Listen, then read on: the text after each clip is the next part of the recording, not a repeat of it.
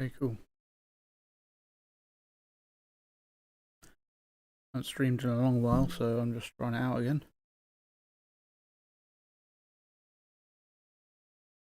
Before I'd stream on Twitch with my old Tap Giles channel, but I thought I'd stream here and then the live VOD will be available for people if they want to look at it.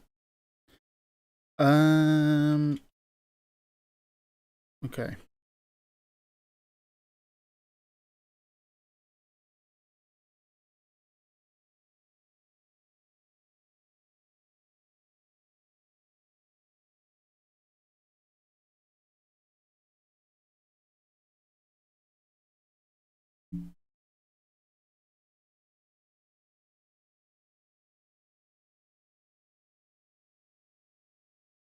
Okay. Got my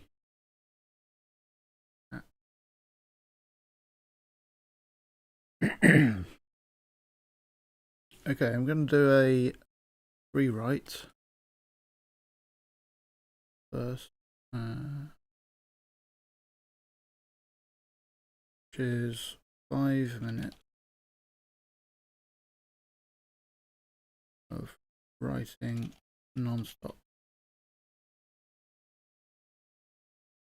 And don't worry about if it's good or bad or anything. I'll just put on a timer on my phone.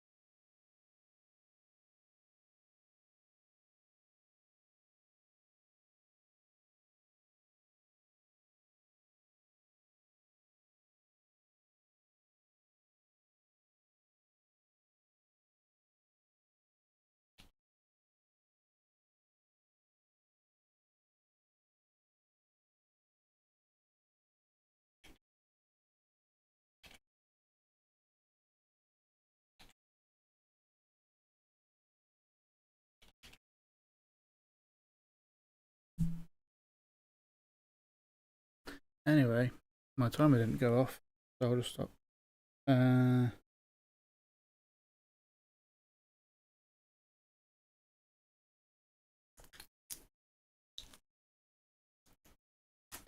thinking some sort of combination between The Matrix and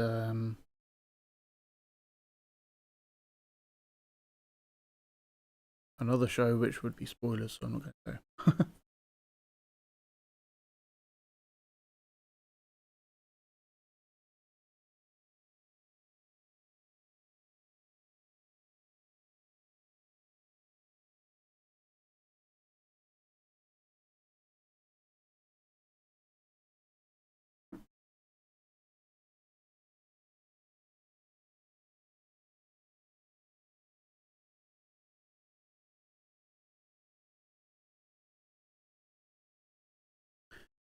Right.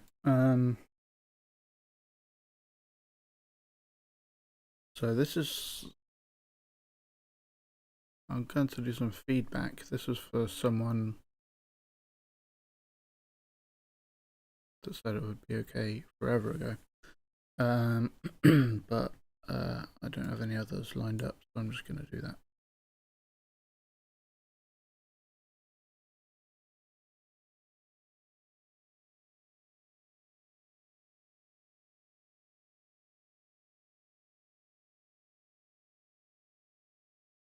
I'm just pasting it in.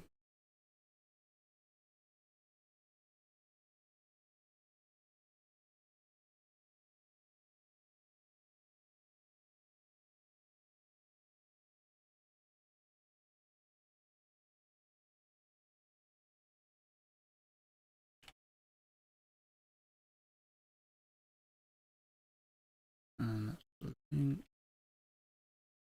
Anyway, so what I do is I start by just reading it through, or maybe not all of it, but the scene anyway. And I read it out loud so that you can kind of tell what parts I'm stumbling over, and then I'll go back and kind of talk about specific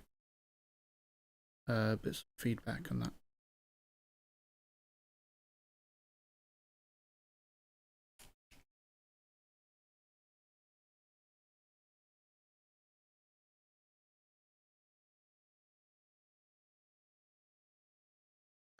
The war between dragons lasted longer than anyone could remember. The battles covered Florentia, drowning everyone in their rage. To end the war and balance the scales, the mages used their magic to tame each dragon's power, safekeeping that strength within their own bloodlines. When the dragons realized what happened, they were furious. A mage was killed, and with the death of his guardian, a wyvern's full power returned.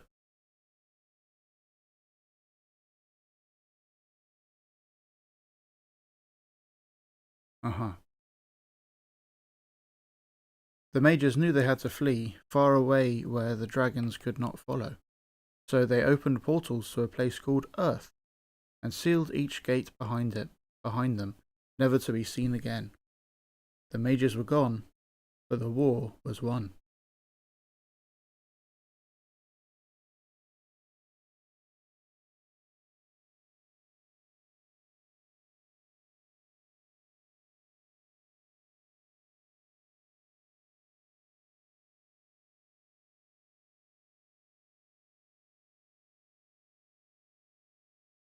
Oh,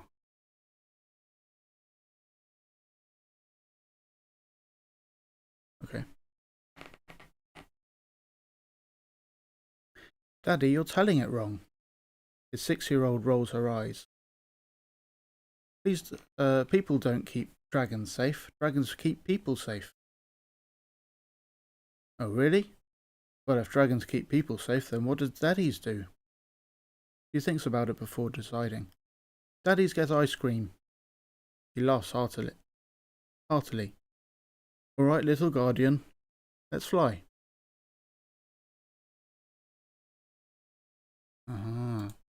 She climbs onto his back and with arms spread wide, she runs into the kitchen. He runs into the kitchen.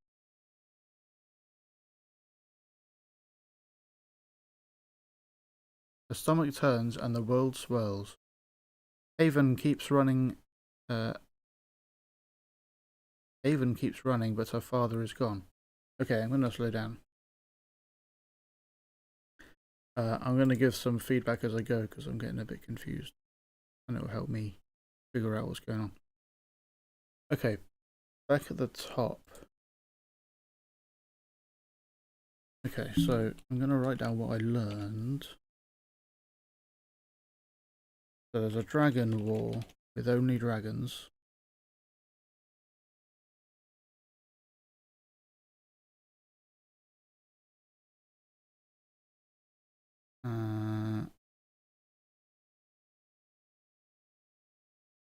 And then the mages, I guess they mean if the dragons are angry that this happened, then they must have taken the dragon's power or something. And now mages have power?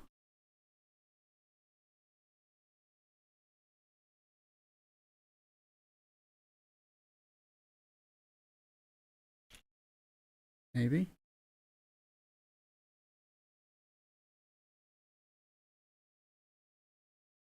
So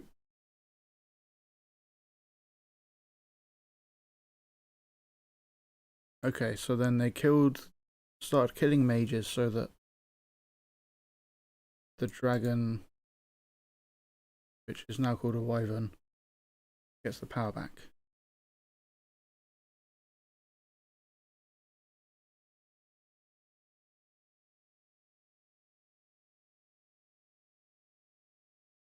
So they got the power back, but then like the war was won somehow, but the war was between just dragons. So I'm just generally confused about what that means.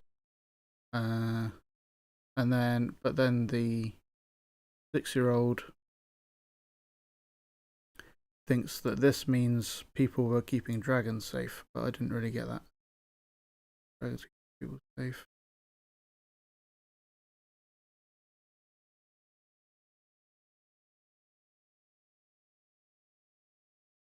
And then let's fly, so I thought, oh, maybe they're actually dragons and they're talking. Maybe not.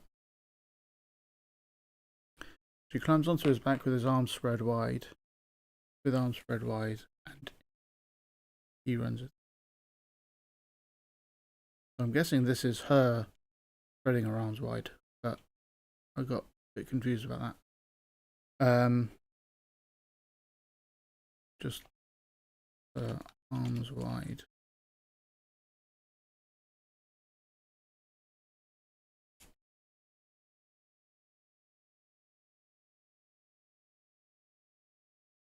What about that? She climbs onto her daddy's back and spread her arms wide. And he runs into the kitchen. Stomach turns and the world swirls.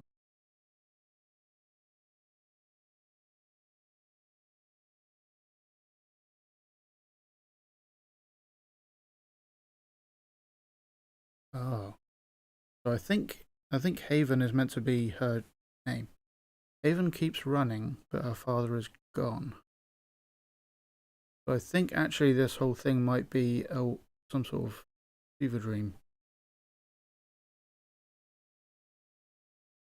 Yeah, so this confused me because I didn't know her name was Haven.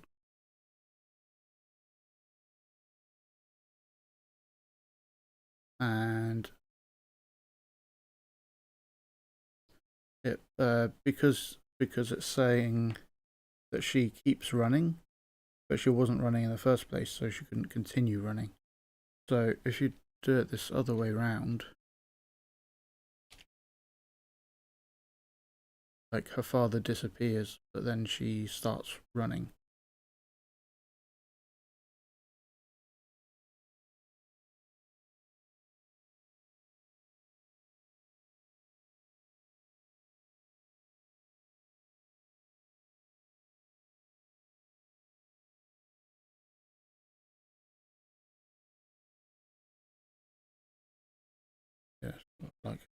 on that haven earlier, I think. She's running down a stone hallway now.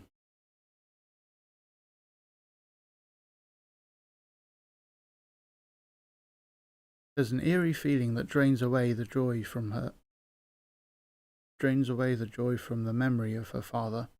She slinks down the passage, roughly carved a long time ago. She passes rows of thick black doors, each with a barred window just above her head.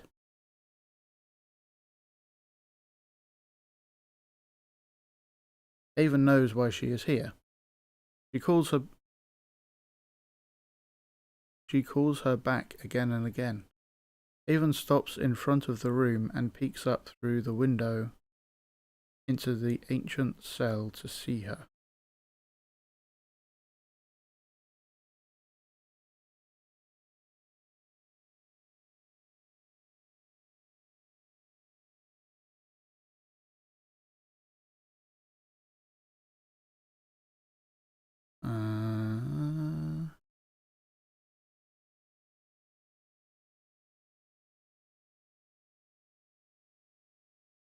So I think what's going on is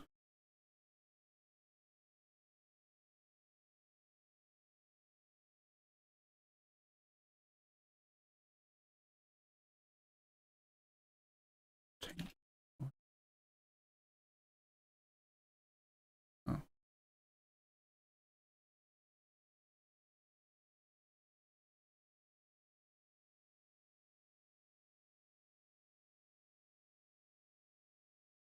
Okay, so here she's woken. Right.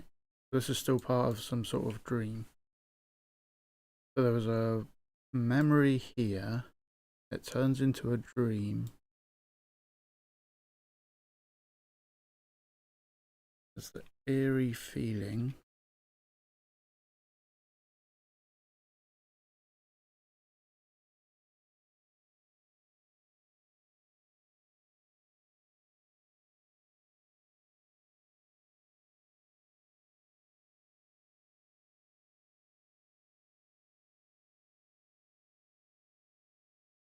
Yes, there's a passage. Big black doors along the passage. But then each with a barred window just above her head. But like just above her head is a very small area. So it sounds more like there's just one barred window. I think they mean more like head height.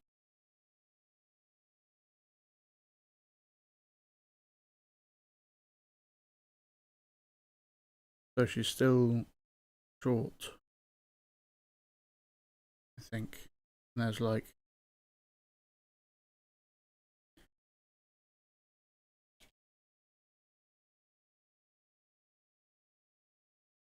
each with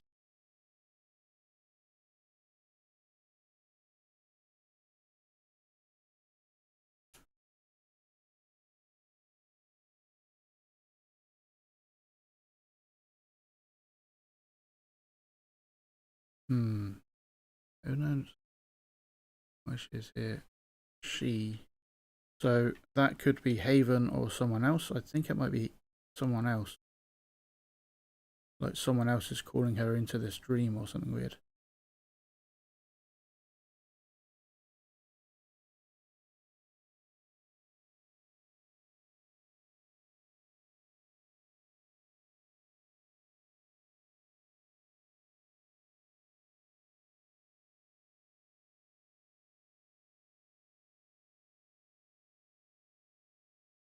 But because it's just she, it's quite hard to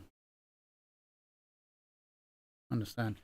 So this part is like stuff happening, and then this part is like a thought. So separating that into a new paragraph would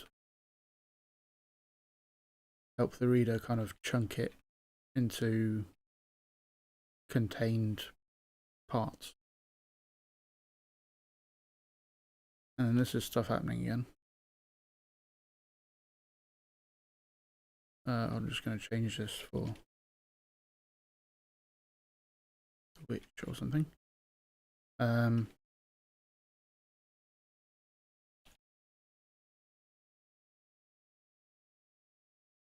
Just to break up using Haven every time. The little girl stops in front of the room and peeks up through the window.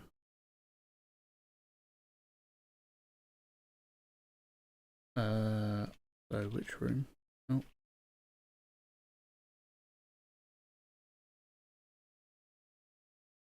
Through the window into the ancient cell to see the witch, maybe?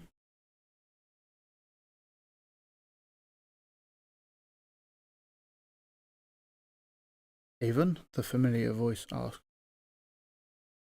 She focuses on its source, but instead she is greeted by the bricks of the library wall. It takes a minute for reality to return.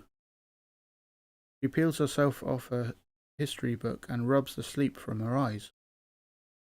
Nick pulls up a chair beside her.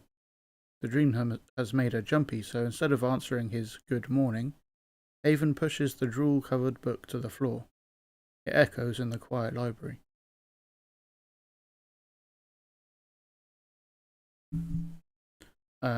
So I guess I just cut that out because it's mainly talking about what's not happening. So you just do that.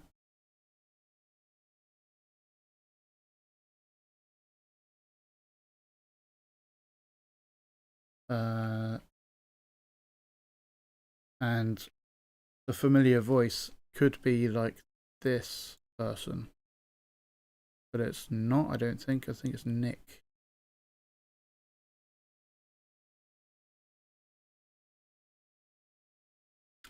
So you could have it like as she's still dreaming and she's still in this dream state. You could say,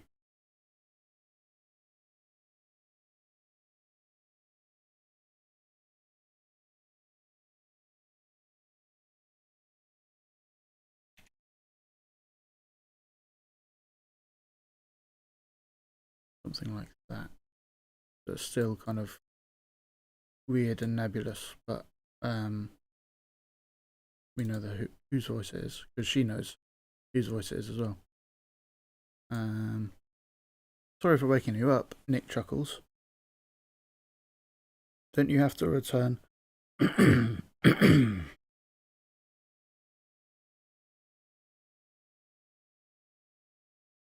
Don't you have to return that in a few days?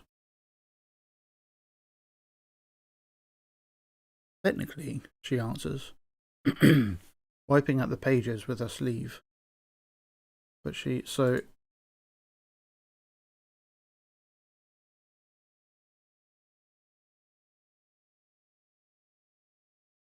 presumably she's like, yeah, she's sitting on a chair and with a table and the book's on the table and she's like sleeping on the book and drooling on it.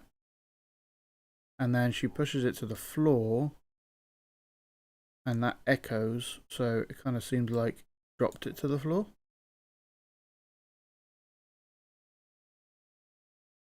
Which to kind of hide it, but then he just talks about it anyway. So I'm not sure why she did that. Or where the book is, if he can still see it.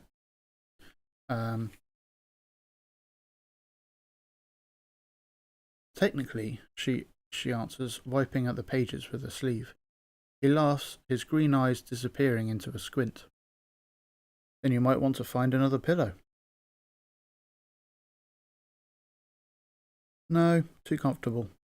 Plus, how else am I supposed to study? Reading? She asks with an exaggerated expression. You were dreaming about him, weren't you? He asks, nodding at her wrist.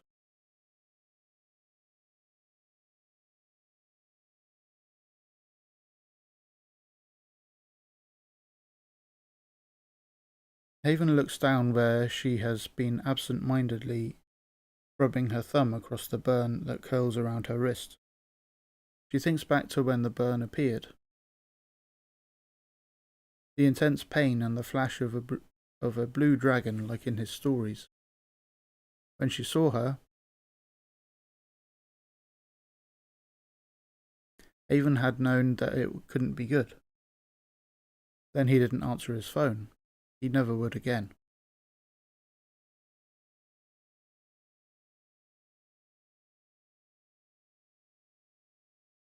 So I don't know who she is again. When she saw her. And I don't know, I think one of them is a Haven and one of them isn't. And is maybe the blue dragon is one of these? He wasn't. Maybe it wasn't the dream that was bothering her. She had been seeing the tunnel for weeks now, every time she closed her eyes. Now, earlier it didn't talk about a tunnel, it talked about a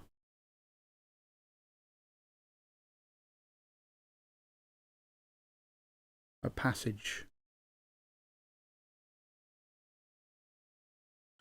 Which, like, is fair enough to describe a tunnel as a passage, but if you want to make sure the reader knows that those are both talking about the same thing, then using the same word will remind them and make it clearer. Instead of answering Nick, she tosses her bag over her shoulder and picks up the book.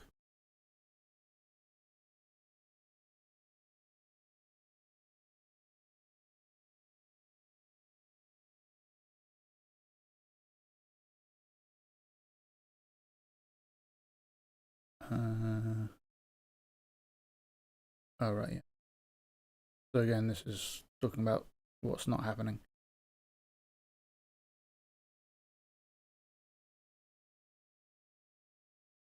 And this is stuff happening.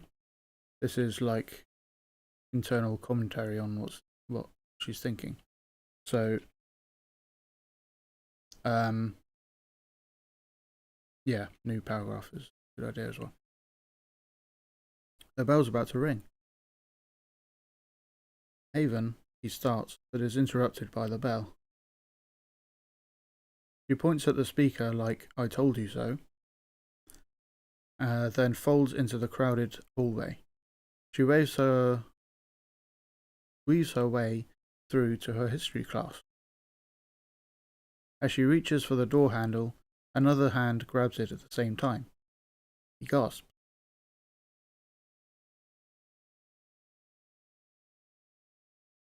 Who is he and why does he gasp? She looks at who it belonged to. He is staring at her with wide eyes, shifting his gaze between her face and her hand.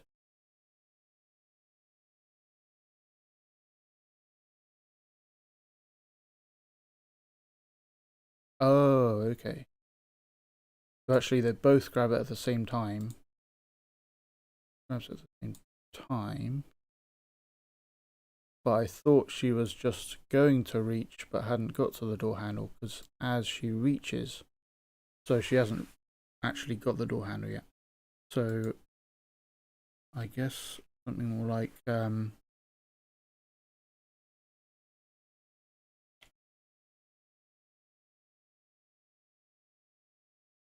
it's first person, present.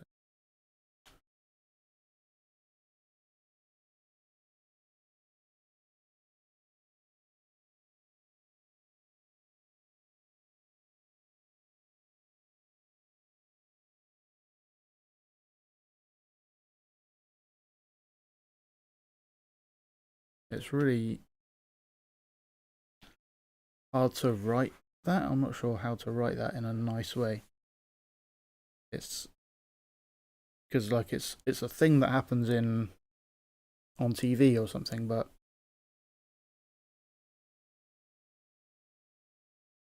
not everything that happens on TV is easy to write. So he gasps. She looks at it. So she doesn't know that it's a he that is gasping at this point. So maybe pull that after it. so it happens in the order she experiences it.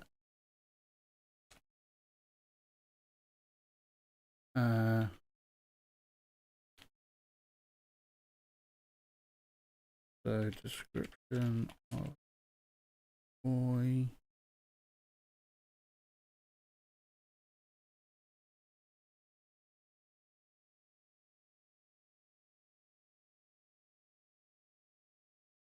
Staring back at her with time.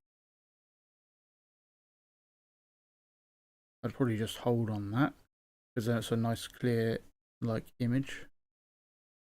Are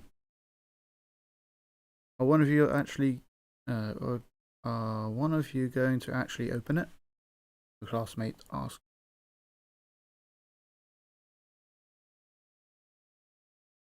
It shakes I guess that should be, because that's part of this sentence. So it should just be a lowercase. It shakes him from his daze. I think the problem is we're relying on just pronouns a lot.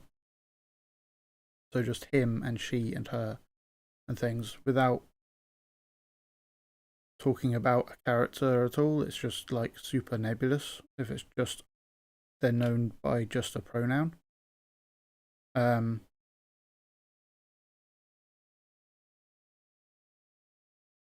So like if it was the boy, now we know it's the boy, but if it was just him, it could be the classmate or it could be like anyone at all basically. But if it's the boy, then again that kind of reminds us back to the boy that was described.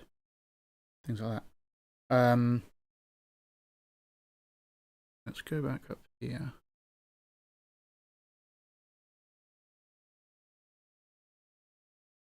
Yeah. So a bit about said bookisms, where instead of saying said, other words are used, but it doesn't always make sense.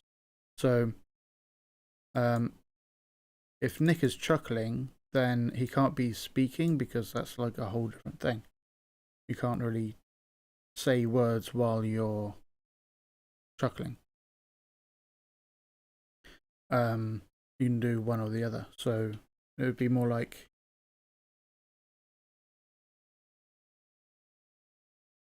he chuckles first and then says,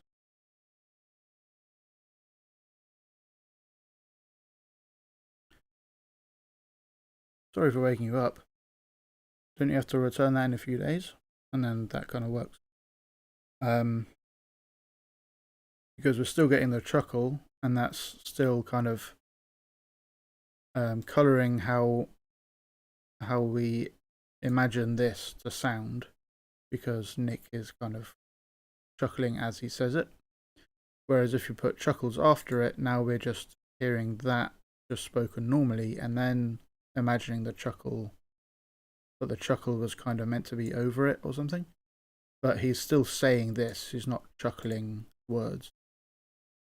Because that just doesn't make sense. This is part of the same sentence as well, the tag there. So that should just carry on like that. Again, it's not saying said or says. It's saying answers. But this tends to come from people worrying about using the same word. And I've got to use synonyms for any word that is possibly repeated. But that isn't always true and can be distracting or misleading or just incorrect, like saying that he chuckled the words. Here the problem is more like he asked a question and she said something that answers that question, so we know that that's an answer, so this doesn't add anything, but said is just fine to use. Oh yes, says present tense.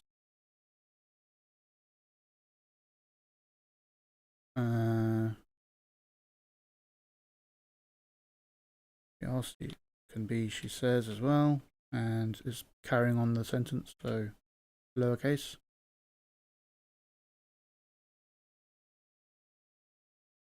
With an exaggerated expression doesn't actually tell us what the expression is. Maybe they meant exasperated.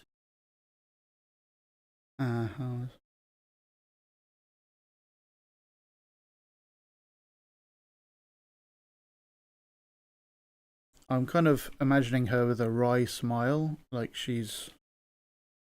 because she's like making a joke that reading wouldn't be studying or something. So like that. Says with a wry smile. And now we're actually getting the expression instead of just being told an expression is happening.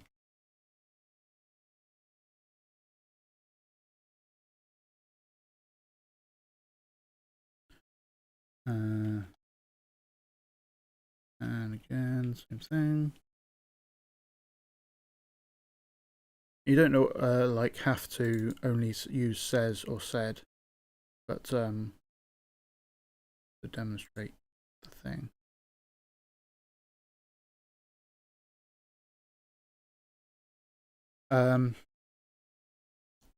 So this is an ellipsis, which is kind of used for pausing or trailing off, but that isn't exactly what's happening here. What's really happening is he was going to continue, like, what's for lunch or something, but was interrupted, so this part never happened. And that's usually where you have a M dash at the end, and this is like the bell is interrupting at this point.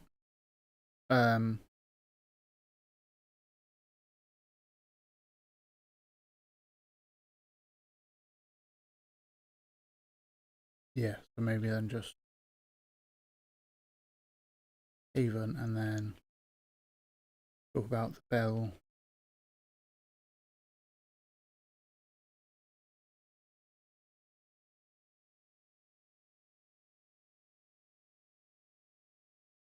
Like that.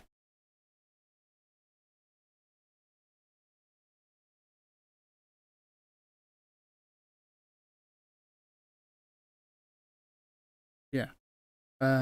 She points at the speaker like I told you so.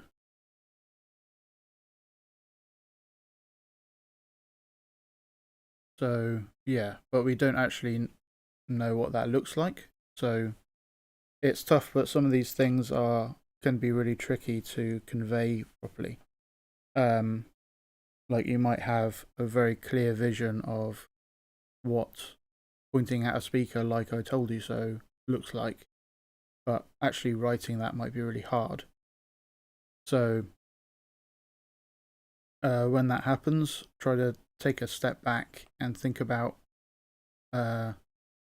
what you're actually trying to convey, and not worry about, oh, I want it to play out exactly like this in the movie of what is happening in my head, but just focus on what you want to convey with this gesture or whatever, and then there might be another gesture that's easier to describe.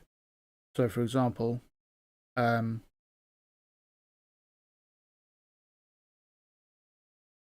like she just shrugs. I'm not quite sure about the I told you so and what that. Okay, the bell's about to ring, yeah. So she just shrugs and then runs off in the middle of a conversation with a friend, which is interesting.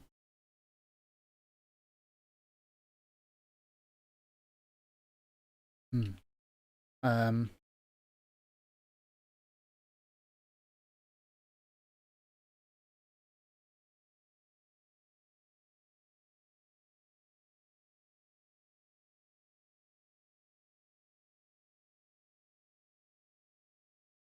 Oh, she's already got a bag over her shoulder.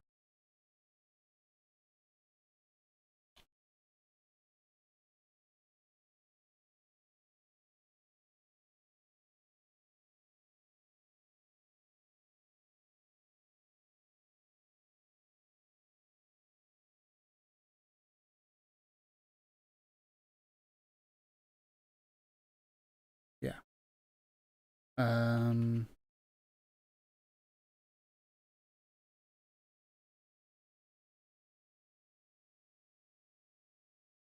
I'd probably like use this. So your dialogue, and then the bell rings out to interrupt, and then this is what she does next. And then as she weaves her way through the history class, well, you got this bit, and then you got that bit, which is like when she gets to the history class. But here is a good chance to add some description, some vibes, to just develop the school and the scene and stuff like that. So I don't know what kind of school this is, but it seems to be modern day. If there's a speaker and things. Um,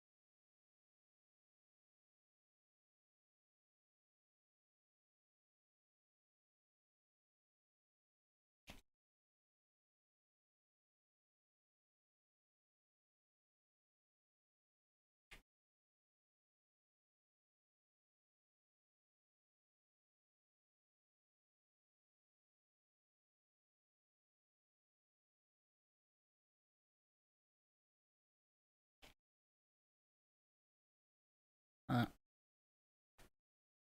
uh, yeah. This might be in the middle of a story or something, so maybe that's not. Oh, no, it's chapter 1. So yeah, that would give us a bit more to go on to kind of imagine what the school might look like, that kind of thing.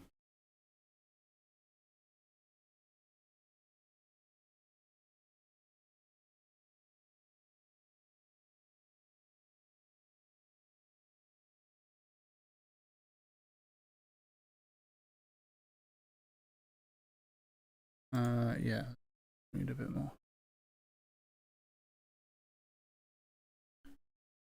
The teacher saunters in a few. Oh, the bell rings again.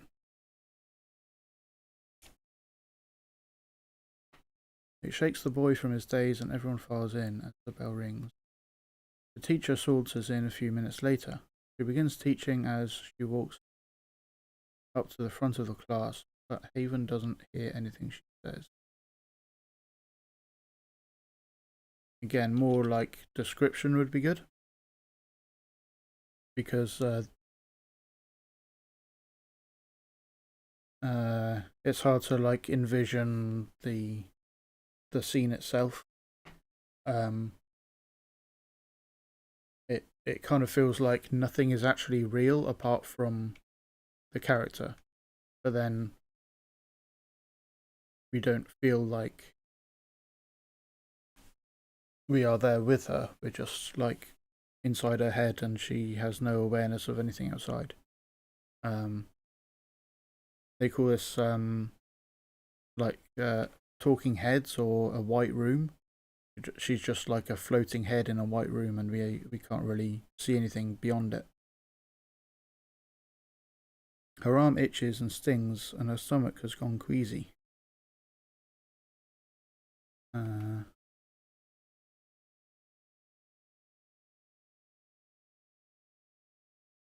I don't want to be here, she thinks to herself. The stomach turns. Reality suddenly shifts. It's suffocating and everything is fuzzy. Haven can't feel which way is down. In the next heartbeat, the world comes into view. It's even creepier in the evening.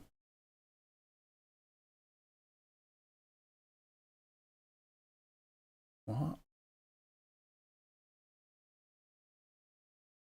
So, I don't know what that means. And does reality actually shift or not? Is it just a metaphor? Does it feel like the world's turning upside down, like a panic attack or something? Even creepier in the evening. The cell is waiting. Haven jogs to it and stops at the door. Tanilla? She asks hesitant. She asks hesitantly. That's the word. Something slides into the window. She's never been this close. A reptilian pupil looks back at her. It's hypnotic on its own, but this... What is it? But the scales that spiral around and out of sight add to her beauty. The vibrant shades of cobalt and robin's egg swirl into deep navy and lapis.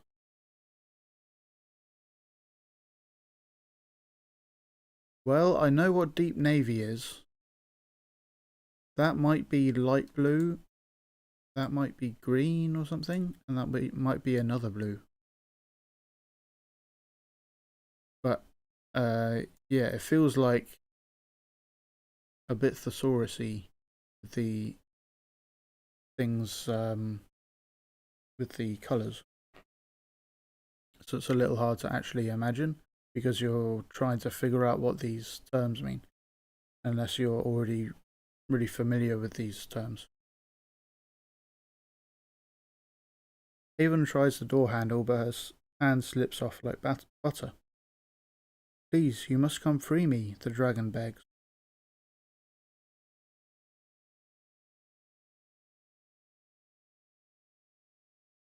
Where even is here? Where even is here? That's what they didn't say. You must come free me. Where even is? Where even are we? Could read a little better. Find the blonde with a brand. He is my husband's guardian, as you are mine. Please, Haven, so much time has passed, he pleads. Where is he, though?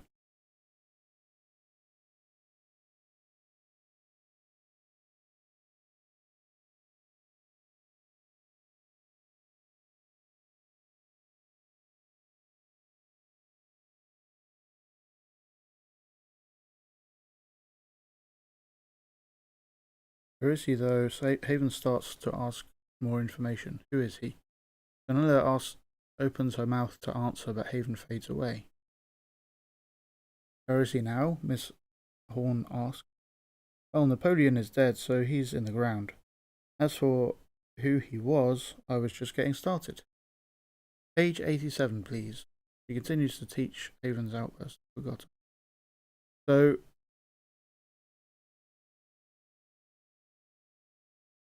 did she like pop out into a dream again? Or is she like literally there's another world with dragons and she's popping over there or something.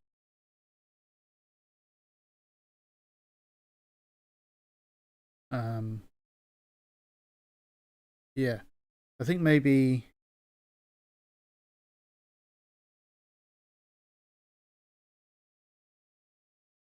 Yeah, and then so in the next heartbeat, the world comes through, but actually, the world isn't this world; it's the other world, I guess.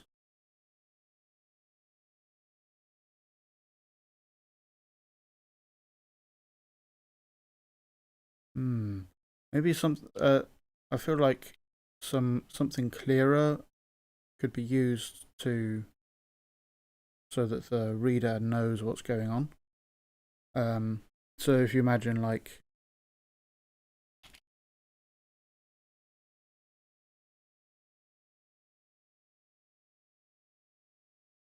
So like. That.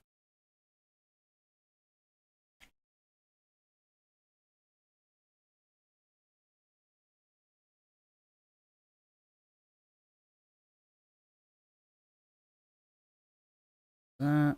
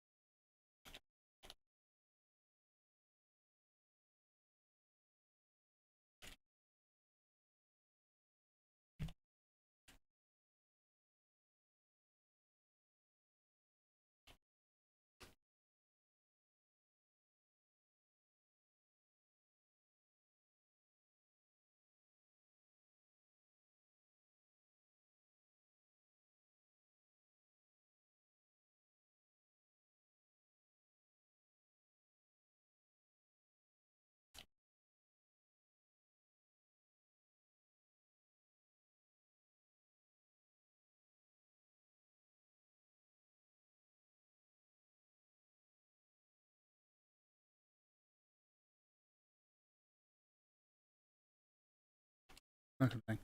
And then it's a more clear like delineation that this is what is happening. We're now in the other world, and we're talking to the dragon again. Uh, even starts to ask for more information, but that's like what she's literally doing right there, so we don't need to be told that. We'd probably just leave it like that.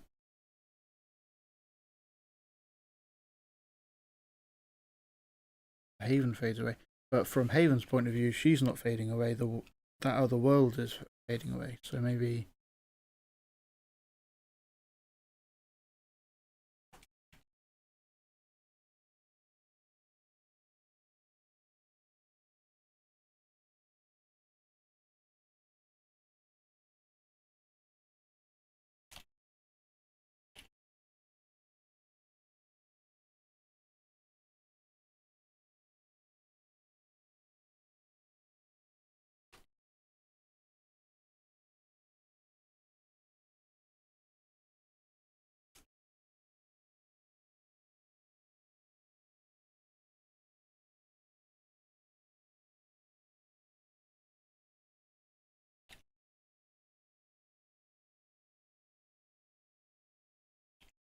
something like that.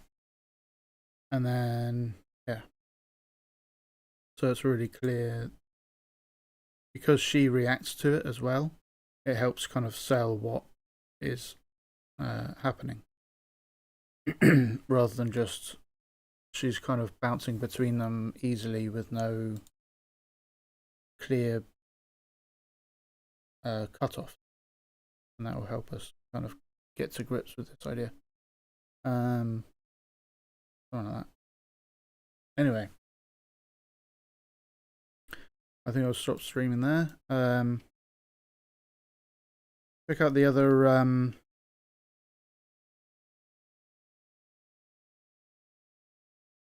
You can check out the other videos on the channel and see other bits of feedback I've given people on other pieces, and also just general advice for writers. And if you'd like something of yours to get feedback like this, then just let me know with a message or a comment, and I'll get back to you.